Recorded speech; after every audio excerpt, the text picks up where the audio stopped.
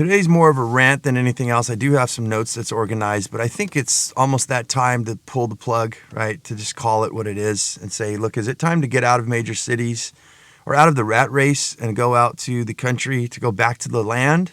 Maybe not necessarily the country, but back to the land, back from where we originated from, when we used to actually produce things instead of being such a consumer and having somebody's hand on everything that we do, being susceptible to all the movements and changes that we're experiencing moving forward here in 2023. You know, one of the things that really gets me is I'm in the construction business, and what we're finding right now, we found in 2022, was I went from like 8 employees to like none. I'm like down by myself, pretty much by myself. Nobody wants to work. My client let me know that by people not working, they're making 6-figure incomes, you know, $100,000 a year by all the bennies and all the stuff. But what's happened is all the people who do want to work, all the young blood that comes into the construction industry has no experience. And I think they all have this chip on their shoulder where they're thinking, you know, watching YouTube videos and stuff, which they should learn how to invest and things like that. I don't know how much people are invested into investing and learning about money and currency, you know, and business and things like that. But I think a lot of people, well, basically, they're just unskilled. And I'm hearing it from a lot of my suppliers and people around where they're like, man, I am the same thing. I'm very short-staffed. Like, it's ridiculous. A lot of stuff I got to do myself, and the people I hire don't even know what they're doing and don't even care. And I guess it's the point I look at is this bull run. For those of you who don't know, we've had this a bull run and a bear run are two different things. And they use this in the stock market. And I reference this all the time in the show, where if the stock market goes down, it affects the whole entire economy, right? The stock market, from my limited understanding and education of the world, the monetary system, is stocks play a lot of part of everything. They borrow from your 401ks. They borrow anywhere. From as soon as a bank gets money, it's a liability for them. They need to loan it off to people like real estate investors or Wall Street. They just something they got to get rid of it, and this money's got to keep flowing, right? Otherwise something's wrong. So I don't know if a lot of people understand about this, the currency, and how much we're tied into it. But we've had a bear run where it means that everything's been good. And if you think since the 1990s and you follow currency and investing and things like that, look at how much we've progressed, you know, outsourcing stuff to China for pennies on the dollar when we used to make stuff here in America. And we're paying like a fraction. We went from paying somebody, let's just make even numbers here, like $1 an hour to 5 cents a day, right?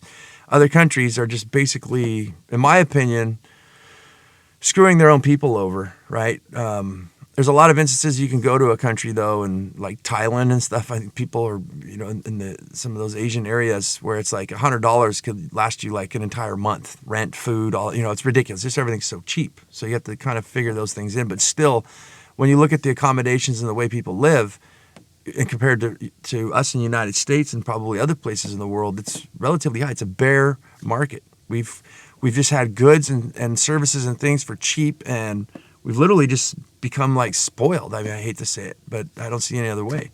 So what freaks me out is a lot of people, even adults, who are unskilled and reliant and dependent upon this system that we've built, where we have cheap things, where the milk's delivered to your doorstep, you know, in the old days, in the newspaper, and you're heating and cooling your home, you know, while you're gone. You have these luxuries and comforts. You know, I like to say a lot when we pull out from a macro, why am I suffering? What's going on? You know, most of the times what I realize in my life and I see in other people's lives is that our conveniences is what's killing us. It's way too convenient. It doesn't push us out of our comfort zones. We're not learning a lot of new things. We depend on, hey, I'll just pay some bronze back, you know, some guy with no brains, just all bronze, to do the work for me. Well, what's happening now? Those people are becoming less and less, right? There's a separation gap in society, I think, with the rich and the poor that's happening, you know, at a wide scale very, very quickly right now. And to sum this stuff up is why to go back to the land is my fears for future generations. I think a lot of people don't know how to live sustainable. They don't even know how to grow their own food. They don't even know how to hunt, forage. They don't know how to build, right? You give them a hammer and a nail and a saw and see if they can just build a simple little picture frame. A lot of people, they can't. And this is pretty scary. And it's not just skills and stuff like that. What scares me for future generations, my children and my children's children, is that inflation is going up. And when has it ever gone down, right? It fluctuates. But look at the price of a stick of bubble gum back in 1960s, right? Let's just say it was like a nickel. And then we fast forward all the way till today. I think, what is it, like $1.50, $2? Last a candy bar, I think, is $1. It might even be more now. It's ridiculously priced. The point I want to make is, as inflation goes up, for those of you who don't know, inflation is, they print more money. They took us off the gold standard in 1970s, Nixon, and they took away gold. There's nothing backing the dollar. It's just a promissory note from the feds, right? We promised to pay this back. It's a loan paper, IOU, basically. It's fake. As Robert Kiyosaki, Rich Dad, Poor Dad, likes to say, it's fake. It's all fake currency. Yet people want money more than gold or products. They just love the dollar. So how is the price of everything going to go down? One of the things I like to look at too is graphs. And when we look at a graph, look at the graph from way back in 1920s or however far back you want to go. Look at the wages growth. And what you're going to see is this thing. It just kind of looks like the ocean on a nice flat ocean coast where it just barely rises, right? It's got this nice little incline. Well, that's what the pay rate, the income for people is just this. It slowly rises, very, very slow. Then you watch housing. Housing starts to rise above it. It's like two airplanes taking off, right? One's just barely leaving the ground. It's like a couple feet off the ground. The other one's already like 50 feet in the ground back, as we start to look back in history.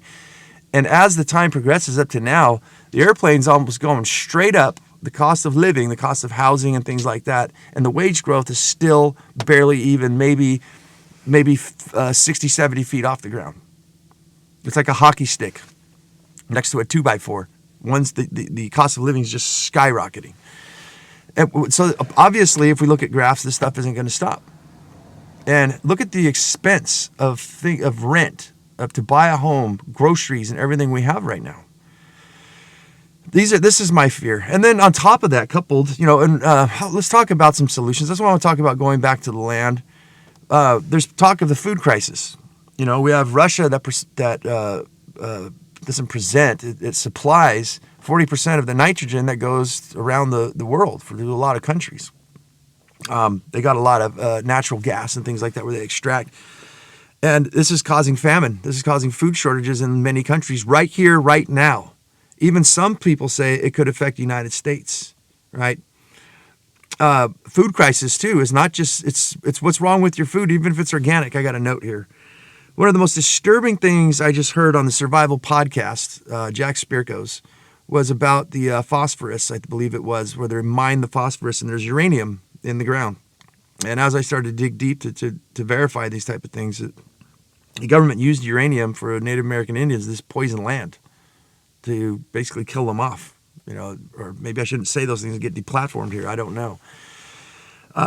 But yeah, they're spraying fields, and there's uranium pits in Florida where I guess they figure there's a lot of rain or something. They just dig a pit and just pour the excess in there, and hopefully it drains off. And that's one of the things where some people are saying. I couldn't really find too much information on that, where Florida, believe it or not, with all the rain, has a water problem by spraying pesticides and herbicides and things, which they have to all the time because it's raining, if they're going to grow any produce out there. They have to constantly do this. I learned this in Oregon as well.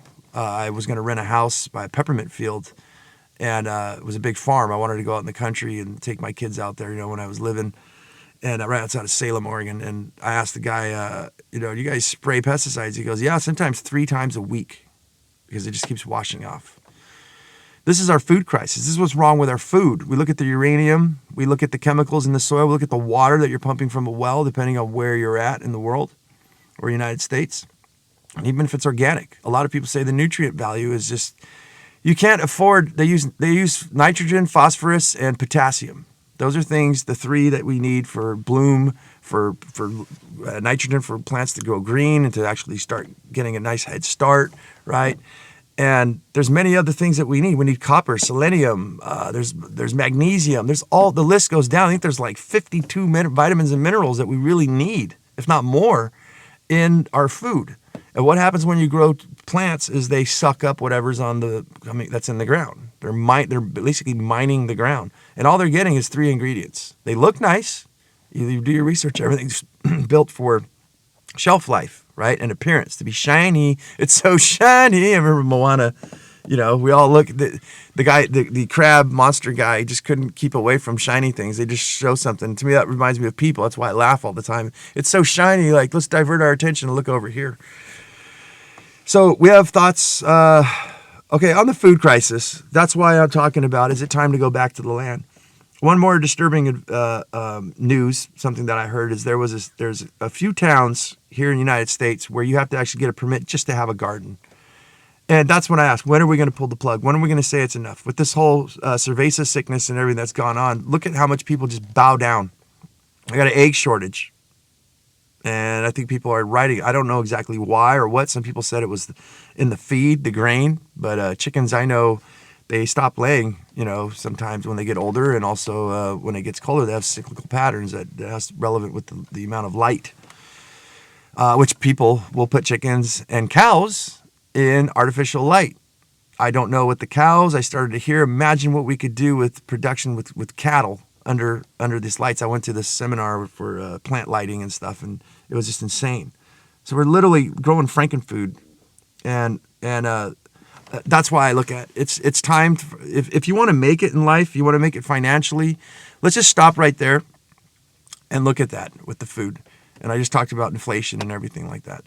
If you were able to buy land and develop your own farm and produce at least, say, 50% of your food and 50% of your energy, which is my next note, is the energy crisis that we have everywhere, not which is electricity, with oil, with gas, with solar, right? I guess not with solar, but water. There's a water crisis, especially here in California. They say that we had 200% snowpack. We're still in a drought. We had 3 inches of rain, 6.5 inches of rain, I think, in some places. And still, this doesn't make a difference, people. We're still in a drought. And they just let out thousands and thousands of gallons of water. No infrastructure, no plans to put infrastructure in place to actually house, to have a bunch of people to produce water for themselves, like building watersheds so that it recharges the groundwater. All you really need is like these ponds. You build out these big, giant ditches everywhere alongside the runoff and let them fill up and let them soak back into the earth. No thought, no energy towards that, but we'll spend millions of dollars on all kinds of other things like gun control and giving a place for people to shoot up heroin, right? We'll build a building for them. We'll house a bunch of people. Some people do need it, the homeless, but the majority of them, they choose to live on the streets, but we'll spend all this billions of dollars to try to house them and then watch the whole thing go down the crapshoot how many times? So if we're able to get out of here, I think is the answer to produce clean food, nutritional food. For farmers to go, getting back on that topic, for farmers to go and add all of these vitamins and minerals to do worm castings and compost and stuff, they can't pay. You're competing with your competitors. And that would raise the cost of labor, and which we have a shortage of labor everywhere, right? And the cost of everything's going up. It's just not cost effective. Let me make something that's so shiny and lasts long on the shelf, has relatively not great flavor at all, if any, and make money and continue doing this thing. And we could gladly continually eat it and survive in this world where we have health problems. And don't you guys think for a minute that maybe the chemicals and stuff, maybe the food with low nutrient density could be contributing to a lot of different illnesses and things that we have? Do you guys know that, I think it was the Gerson therapy, they were saying that cancer is like a $2 billion industry. The medical society already knows that it's going to double, and they're already preparing, building new machinery and stuff to handle the pressure of the cancer patients that are going to come in the influx. They were projecting, this was years ago, that it's going from 2 billion to like 5 billion. It's huge. It's huge money. So anyways, what are my thoughts on the energy crisis? I think we're all leaving the lights on too much. Right? We have this all over the world. What scares me to go back to the land is about not going back to the land is that a lot of people don't understand how much we're reliant upon fossil fuels, upon gas for everything, for petroleum oil. Petroleum oil is in this jacket that I'm wearing. For sure, it's in this little safety vest, this polyester plastic thing. Where do you think plastics come from? I didn't even know that certain medications come from, and I think vitamin supplements are extracted from petroleum. Look it up, people. This is crazy. Rockefeller came in, took over the medical industry, and that's why what is known as alternative medicine. That's an alternative. Now we have, and this is called medicine. They started to make stuff out of petroleum, and anybody who practiced medicine was gladly accepted. Those who didn't practice medicine did alternative. That's called alternative, and no, we would revoke your license. You guys can look that up yourself too. If I had time, I would put a bunch of links for you guys if you want to go down the rabbit holes with me. But just ridiculous stuff if you look out throughout history. But the energy crisis, going back to oil, and a lot of people saying, right now the president, is saying we need to go green. We need to get off oil. Well, how the heck are we supposed to, a lot of farmers, everybody's not just me saying, how the heck are we supposed to run tractors? How are we supposed to do this without oil? How are we supposed to transport stuff? It takes oil to make solar panels. It takes oil to make car batteries, and the toxicity of batteries. What do we do once their shelf life is over? What's inside those things? Lithium? All kinds. Where does lithium come from? How does it get here? These are thoughts that I look at as could completely take the world down if we're dependent on fossil fuels, and fossil fuels go out of style. And going back to the land, doing things by hand, doing things in the community, you can get, have you guys ever seen the Amish? There was one insane video I saw where there must have been like 100 people. They all stuck these big old long boards underneath this barn, this huge barn. We're talking probably like a 40 by 50 foot barn. And they're all underneath it like ants. And they're all just picking stuff up and just carrying it. Let's go. I got you, brother. I got you, sister. And this thing was just floating through the air. And they moved it like a mass amount of distance. And when I saw that, it was amazing of what people could accomplish together. And that's one of the big things I look at with this show here is I am definitely gearing up my whole life. I've come from the land. I grew up in a third world country living on the land. And it never got out of my system, right? I've always been stuck in that kind of mentality.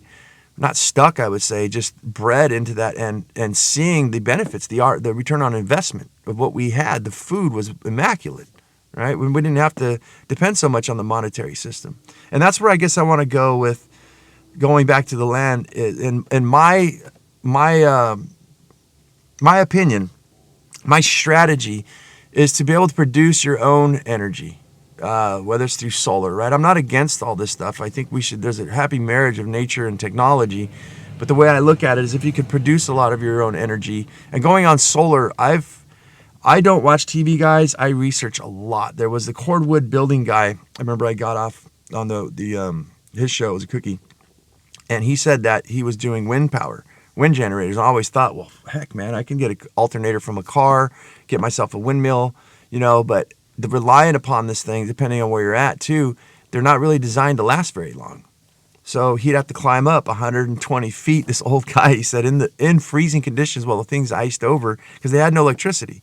He goes, the best thing he ever did was switch over to solar. So thought I would throw that in there. But to be able to produce a lot of your energy and live below your means, to live very simple, the simple life. That's what I try to share in the show a lot, is living simple, living minimalist-ish, and not having to depend on so much. And think about what is the ROI and what would be the purpose of this thing? Do you want to wake up in the morning and go to a job you hate for the rest of your life? Watch your pensions being robbed basically by the stock market, right? Your 401ks being drained. Social Security, they're saying, is not even going to be here. For a lot of us, even though we paid into it. Look at the debt ceiling that we have. It just went high. It's beyond it's what it's supposed to do. So why not would we be able to live off the land and produce our own energy and things like that and live very simple where you could actually sleep in, right, and eat wonderful food? What if you could do whatever the hell you wanted to? Instead of, we'd have to give up some of these luxuries though. You're not going to have the newspaper delivered to your front door. I guess I got to stop using that analogy. I don't think they even do that. But you're not going to have these luxuries of heating your home when you're not there. Why would you do that? There are certain things with rocket mass stoves and that I'm aware of that I've been learning every single day, educating myself where you actually can. I don't see why you would waste though.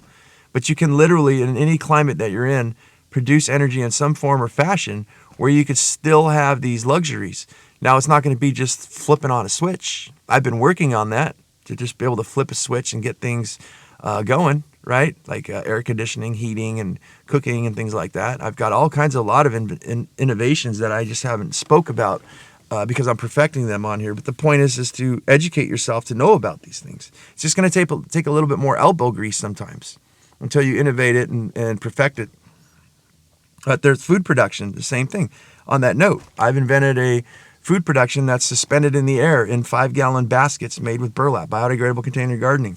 I'm growing 360 or 380 plants just in one greenhouse, and there's literally nothing I have to do. It's all automated with water pressure. It's just a little tiny timer that takes 2 AA batteries. And this is the innovations that I'm talking about, people. I show up once a week, maybe sometimes once every 2 weeks. I can weed that entire garden in less than like 20 minutes. It takes me maybe about 30 minutes just to check I have to turn on the water system to make sure nothing's squirting out. A hose didn't break. I had this interesting thing that happened. It rained and it sagged my greenhouse film, the plastic. And there was this big giant puddle of water. And this worked out like a Fresnel lens. For those of you guys who don't know, a Fresnel lens is like this big TV. It's like a magnifying glass, basically. And you stick it in the sun, and it'll go down, and you can actually melt rock with it. It just focused like a laser. What happened is that turned into a Fresnel lens, and it melted, literally seared my irrigation lines open. So when the water pump went off, water was just pouring out. I made sure I fixed that, so that's never going to happen again. Very interesting is Danny Rojas, his name is, in Florida. All of my research and stuff, he is like one of the king guys on parabolic lenses and stuff like that. Cooking with it, just with the light of the sun. He actually did an experiment where he put water in a plastic tarp and put it over his in this little patio thing, in this little enclosure, and actually was frying eggs and melting stone and all kinds of crazy things with it. It's pretty cool. But these are the innovations that I'm talking about that we can do. We can start adding to our lives to get out of the rat race and actually start producing and trade amongst ourselves. That's what I hope in the show, is that we can create some sort of community where it's, if anything, it's just information and it's these things these innovations that we come up with where we can share ideas and plans and better each other's lives. Everybody always has a better perspective from the outer, outside looking in on their lives.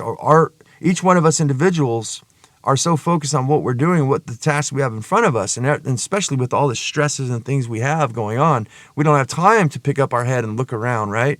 We think that we do, but it's, when you judge somebody, I hate to do that, but you have ideas about somebody, you're looking at them, you watch what they do and how they act and how they complain or listen to what the problems are in their lives, and you get this big old perspective where it's like, I can kind of see where your problems are, and I would love to help you. I don't want to say anything, but you get that perspective, like, I think I can help you with that kind of stuff.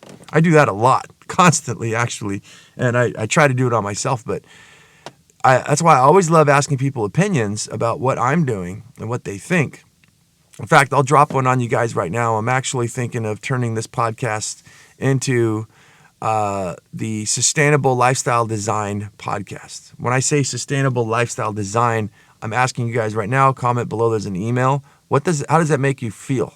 It sounds to me like the name of this podcast doesn't really explain what it is, and maybe I should do a shift over. And one of the best things I can think of is sustainable, right? I love resilient, the definition of resilient, because it's something that can be stretched like a rubber band and then go under duress, pressure, and then return right back to its original form, where sustainable is to reach a certain point and be able to maintain it. I like resilient is more stronger, it seems like, especially for the definition for this show. But let me know what you guys think. I might change the name of it. It takes a lot of energy to do so.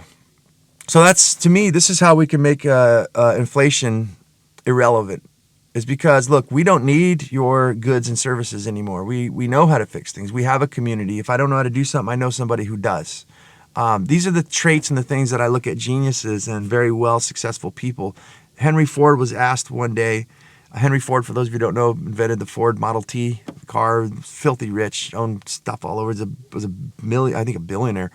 But somebody asked him once, well, why don't you further your education, get a PhD? And he says, why would I do that? I have 10 people working for me who have PhDs. He leveraged, right, the education system. He took and noticed why should I go through all this trouble? How about I just utilize people who are smart? And I don't mean to pick on people, but I do see myself included as sometimes we reach a level what I like to call smart dumb. Instead of stardom, like a movie star, we're smart dumb. We're so smart, we're actually dumb. We know all these other things that are going on about what's wrong with the world, like we're talking about today. That's the one thing that pisses me off about myself too, and I'm trying to get out of that trait and that mindset. But I know a lot of people who we talk about, will sit there and just talk about bag on the government, bag on the president, bag on the feds, and inflation and how everything sucks and all this. We don't just sit there and complain about it. We're actually educated and know about it. We'll start talking about our ideas and what we found, how uranium is in this. What? I didn't hear that there's uranium. So how's that possible? Oh, I never knew that. That sucks. We know all these, but what about the solutions? What about the ideas? Right? So what I see is someone like Henry Ford and many others is they pulled back on the macro and looked at things and said, and observed, as I like to say too, the monster or the energy, the machine that's run, the automation that's going through our life. What is automation doing, and how can I apply that to my own life? And that's how I look, as we can make a lot of these problems, not all, irrelevant in our life. By the dream is here. I'm going to wake up on my 20, 30, 40, maybe hopefully 100-acre property. Right? I'm going to have tons of rainwater catchment and stuff like that. So much water where I'm like, water's not even a concern anymore. Or I'm hearing stuff in California, wow, they're in a drought. People can't even water their lawns. They got to flush their toilet once a day. That must suck for those people. I'm so glad I don't live there. I'm so glad I did what I did. Well, there's a food shortage? Huh. Well, that must suck for those people. I'm going to go pick my papayas and grapes and, eat my quail and maybe my tilapia and my fish garden and my catfish and things like that. That must really suck. Go into my pantry full of fermented foods, canned foods, in case I have an emergency. Maybe brew my own recreational ethanol, right? Can you have me another one of those, not the blueberry, the blackberry, please, right? Have teas and medicines, everything grown in abundance, being part of nature, and watching people who are living in basically rat cages and aquariums, little hamster cages with the lights on at nighttime. You can see the TV glowing, doing things that they hate, having to get up with stresses, living in a toxic environment with your house, the carpet in your home is killing you, producing so much waste and trash, having that feeling that I'm not part of nature. I need to go on a vacation for a week, 2 weeks, and go camp inside of a log cabin and sit there and just look at the ocean and the trees and everything and wonder how old, like just at awe, but never really being a part of it, never taking my shoes off because I'm too cold and old and broken from living this so-called this American dream, this world dream. So that's how I see. And that's how I see to reconnect with what should be the true love of your life, planet Earth. And that's where I think a lot of us have lost off and fallen off the wagon. Technology and all of these things we have, movies, right?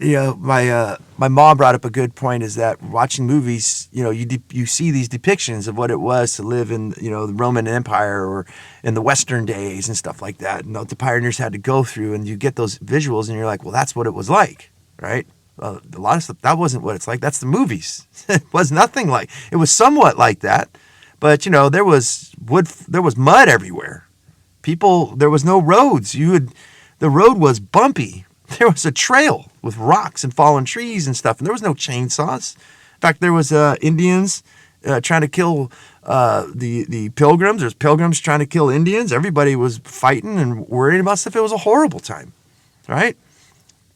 But I believe that the fascination and the attention span of people with their phones and movies and things like that, it's the moth to the light is what I like to call it. And it's very difficult. It's very difficult for that moth to not go, I think that's the moon, right? Or I'm attracted to that thing. And we have the city lights, and we have the young people, our future generations growing up. put them in the woods and let them wander, like see a rattlesnake or, an elk or something, or a mountain lion, or just trip out. What the heck is going on here? What is this thing? What, this tree is over 1,000 years old? Look how huge it is. There used to be ones bigger than that before we cut them down. This is amazing. What is water? Look at water. I was just looking the other day, sitting in my jacuzzi, right? In my white privilege, I guess what's that? I just pissed off probably a bunch of people. Just sitting there basking in it, with my people who aren't, friends that aren't white, just it makes you guys feel better. But I was watching the bubbles come off my skin, like from my foot, and then it raised on the top when we had the water was all still. There was so much tension from the pressure of that thing wanting to pop that there were rings around the water. And I never noticed. It's just tiny. The point I want to make is this tiny little pin bubble. Tiny. Basically like half the size of an eraser tip. And as I just looked in the light around there, you could see these rings reflecting off of it. And just water, the way water reflects things. We have heavy water. There's water underneath water. This is the magic. This is the heaven on earth. These are the things that I see in my day-to-day life. We don't even know that much about water. How it literally conducts electricity. It holds memory. You can talk crap to it and freeze it. Put heavy metal music and put Mozart, and you'll get two different crystals. And when you look at it in a microscope, we're made out of 70% water. The Earth is 70% water. Does anybody see these scenarios, these simulations, similar occurrences? 12 moons in a year, 12 menstrual cycles in women. Is there some sort of attachment? These things just blow my mind. And I'm just like, wow, there's so much to wonder and ponder. And yet people are worried about watching movies where it's the worst human behavior that's ever existed on the planet. People murdering each other, glorifying war and destruction. Who is the hero, right? It's always the winners, always the ones who tell the history. You get to hear. You ever get to hear both sides? What happened, what they thought, why they went to war, right? All these different types of things. No, we don't. In fact, women love the William Wallace of Braveheart, back in the 90s, whatever. He was such a noble man, and I wish that. Now that's a man right there. And a lot of us think that's a man's man. I started watching that show Vikings a while back, and I was like, wow, I was getting into it, feeling kind of rough, tough. Like, yeah, that's pretty cool. I'm a Viking. I'm part Norwegian, they say. I don't want to go on that, but yeah, these are the things we look and we model our lives after. And yet we have such beauty around us. This place is so magical. This is the true love of our life. This is what feeds us. And yet none of us ever go out to appreciate it or to help it. It helps you. The trees produce oxygen. You produce carbon dioxide. But maybe that's about it. You're just helping by breathing. In fact, maybe we produce so much that it's hard for the forests to actually keep up with factories and things like that.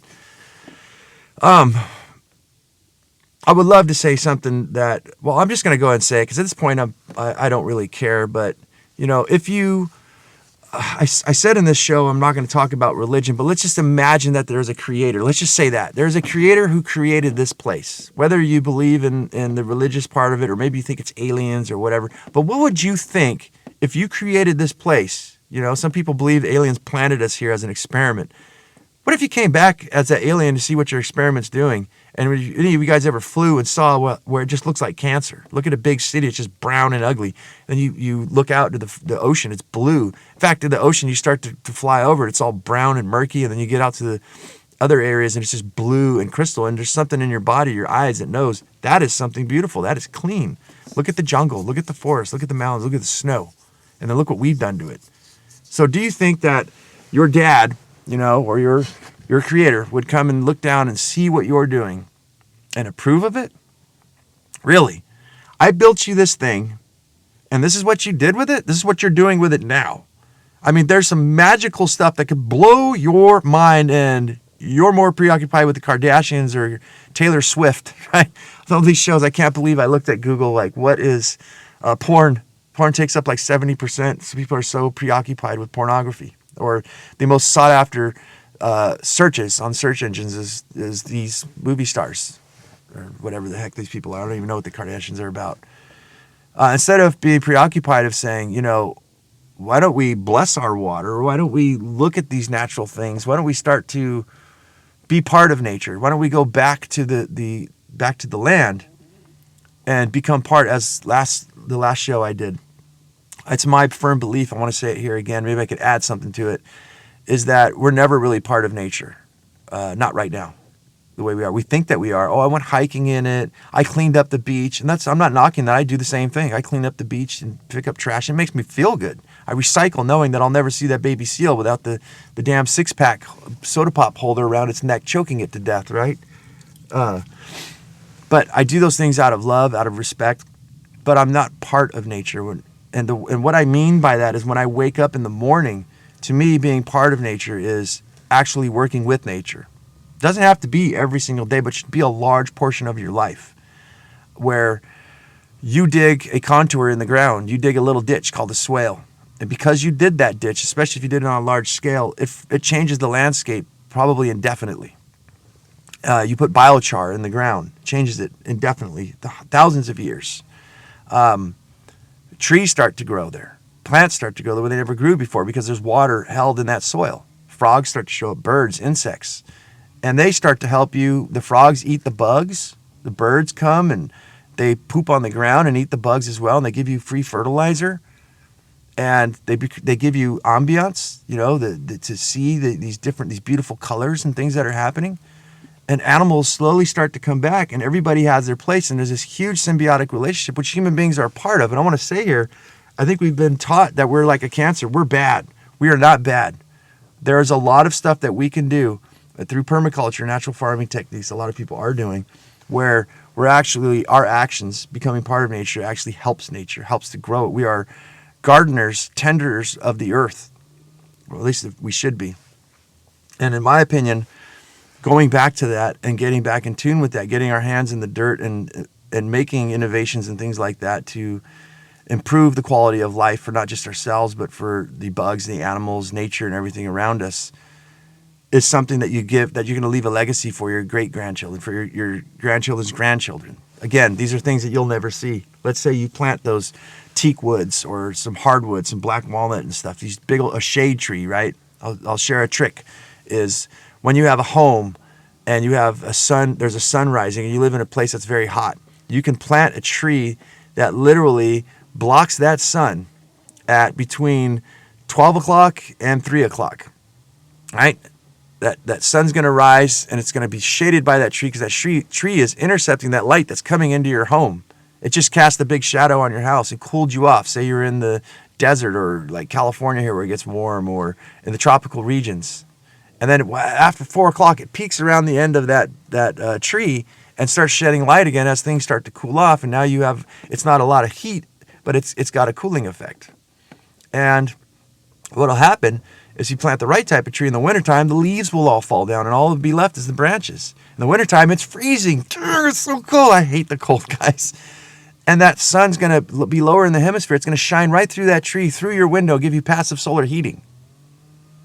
And maybe your grandchildren will look at this and say, look at this innovation. Look at these things, something so simple that somebody could design. Why is this land all green? What are these trees? Where did this come from? I'm looking around me, Dad, Mom, and I don't see anything around. The neighbor's house don't look like this. And then, I get my little drone and I go up and I see that there's just this huge patch, this like Garden of Eden, this giant, we already have places like that. New Forest Farm, Mark Shepherd's. You look at the agriculture around it, there's these fields. They're all wheat and corn and all this stuff. And then they're dry and dead, for the winter, just flat, nothing on them. And then there's this 100-something plus acres of just trees, nut trees and stuff. You can't even see the ground. It's just all just lush forest. We build the soil a foot, 2 feet, 3 feet by then. We've built soil on our property to house these animals and these plants and things like that, and our children. And for you to look back, imagine if your grandparents did that for you and you actually had a place right now where you can go to and it's like, wow, right? There's fruit trees. I've seen an avocado tree that was like 40, 50 feet tall. Avocados would just fall off of it, right? Size of bigger than a softball. Somebody planted that thing. That was a gift. That was a gift from the past, from great-great-grandpa, right? Whoever planted that tree. I guess I'll leave it there. this is all getting so crazy, guys. I think that it's time. I think it's time to go back to the land, regardless if they fix things. I've told you guys before in the show that I've seen people, those who came before me, that, in the 70s, they were sure that the world was going to end, that, crap was going to hit the fan. There was fuel shortages and stuff like that. And they were like, we got to get out. We got to get out now. And we keep having these scares and we keep having these fears of global warming and stuff like that. And what's it going to take, right? What's going to take for us to not be told to live the life we want to live, healthy and happy? When do we pull the plug and go? But when do we pull the plug if global warming and all this stuff is true? What do we have to have? A damn, tsunami? Is that what we need? A big old hole in the ozone, burning stuff up like a laser before we all get together and go, oh crap, maybe we should do something. This is getting crazy. Have you heard it? The water level rose and swallowed up half of California and Florida. My mom lost her health. In fact, we lost people. Yeah, this is crazy. How high is it going to rise? We're in jeopardy. Does it take that, the fire, for the forest to catch on fire before we stop lighting matches? I don't know. I'm very disturbed. I don't know if you are too, but if you want answers and you want ideas and things, I want to bounce ideas off of people. But that's the main reason for this show. And again, I'm thinking about calling it the Sustainable Lifestyle Design Podcast. I think that might gather a lot more people. Maybe we'll take some momentum, but I need your guys' help to like and subscribe and all that stuff. I should probably start asking for that to get this show going. For those of you who don't know, the podcast, it's like talking to a wall. I can't tell who's listening, how many downloads we're getting. I don't even know if anything I'm saying is relevant. I've got plenty of stuff to do. A lot of these innovations that I speak of to go and, I'm looking to actually purchase land. I want to say that too before I end the show. I got to get back to work for sure. I just took this break. Is that I foresee what's happening is the stock market is very unstable. So what's happened in the past 2 years here in the 2020s is a lot of people, stock market's up, stock market's down. We don't know if it's going to crash. What has been a reliable source is real estate. And I've learned this a few years ago. It's the long game, though. You can buy a house, and we just seen in 2020 in certain places where cost, I think, was up like 65%. You bought a house, for $300,000, and next thing you know, it's worth like $650,000. It's almost double. It's just depending on where you're at. So what happened is people were fighting to get, the interest rates were low. A lot of regular people like you and me, the regular Joe Schmoes, were like, oh, I want to get in there and buy a house. What happened? These organizations that like Blackstone and stuff who get stocks, they got really big, billions of dollars from investors, from people to come in and say, hey, give us your money. We're going to go buy up entire city blocks. We're just going to buy house after house after house after house. And, they got dividends and things that they work on. So these large fixed corporations are coming in against people and just saying, we'll pay you cash right now. Oh, it went up 50 grand? 51 grand, 55 grand. Here you go. Bam. We just want to buy it all out. No banks, no nothing. Just one after another, buying up everything. The word is on the internet street is that United States is turning into a renter's nation. Will become a renter's nation. There's those who own, and that's it, and those who rent.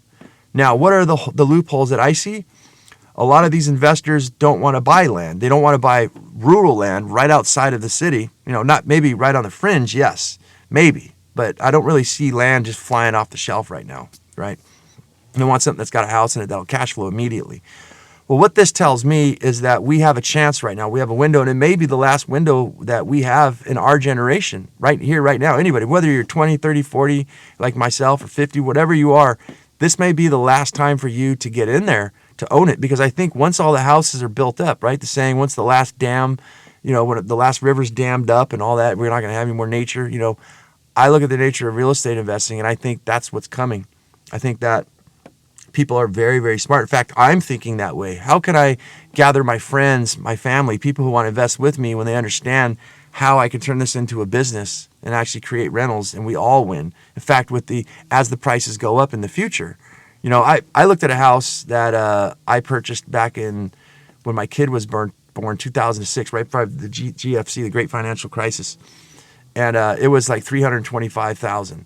I look now, that house is worth like $700,000. Ridiculous. I mean, freaking ridiculous. So I'm looking at utilizing, again, watching the monster, saying this is something that I can do. I have friends of mine where I say, let's go buy land on the outskirts of town, there's labor shortages and things that I've spoke about earlier in the show.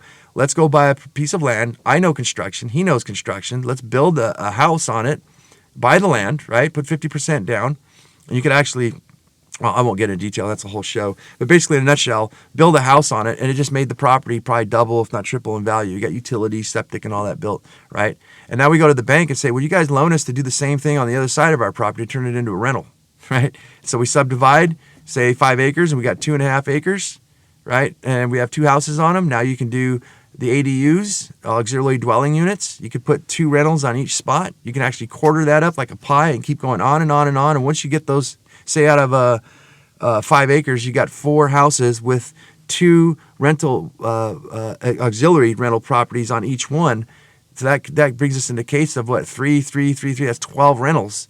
And the bank looks at that. This is cash flowing. Heck yeah, we'll give you money to do this again. And this is what and as you keep progressing and progressing, it keeps getting more and more wealth. But you start owning things. I think for people like myself and like possibly you, to very much consider putting yourself in place as the crash starts to happen. If it does happen, it looks like, I don't understand how it can't. They've just been kicking the can down the road with stimmy checks, printing money. 45% of the money that's ever existed in the United States was printed in 2021, I believe, if not 2020. 45%, guys, of the money that ever existed was printed in that year. You can look it up yourself. That causes inflation, devalues the dollar and all that. So that's where I look at. There's an opportunity to possibly buy your own land and start to invest any money in something like that for the future for yourself. I could go on and on with this show. I do need to get to work, but the other thing I've been watching other people on their YouTube channels, and I thought it was so awesome that they can go live and they can interact with the audience. And guys, if you can subscribe, give me reviews wherever you're listening to this on podcasts. I try to place this everywhere I can. Give me reviews, get this show built. If you want more of this to happen, it would be nice to get out of my truck, doing this early in the morning before work, and actually make something happen maybe where it's a little better audio, video, and all that kind of stuff. And more or less, I could do it out of my truck, no problem. I just want to hear from people, and I want to interact with people and find out what they're doing, what their questions, concerns, and innovations are. So help me, please, by reviewing, liking, and all that kind of stuff. And, I'll start leaving some more links. We're working really hard on the biodegradable container gardening invention thing I spoke about here. I'm on TikTok, Instagram, YouTube Shorts, Facebook. I'm trying to post a lot of stuff on there, and I want to do this with the channel as well. So I'll try to leave some links where you guys can go, and maybe we can make a group or something. I don't know. I have no idea, other than I'm blabbering off again, and I got to get to work. So guys, I hope I brought you some value, and I hope it wasn't all doom gloom. There's definitely a lot of crap hitting the fan, but there's always ways to go, innovations, ways to go, angles. And that's what I'm searching for, and that's what I provide for you guys on this show. For the future too, moving forward here, is how the heck do we get off this grid and start living the life that we want to live, right? Instead of going up on a roof right now in the freezing cold with ice. Yeah. All right, guys, I got to hoop it up. I hope I talk to you guys soon. I hope you enjoyed the show. Let me know. Thank you.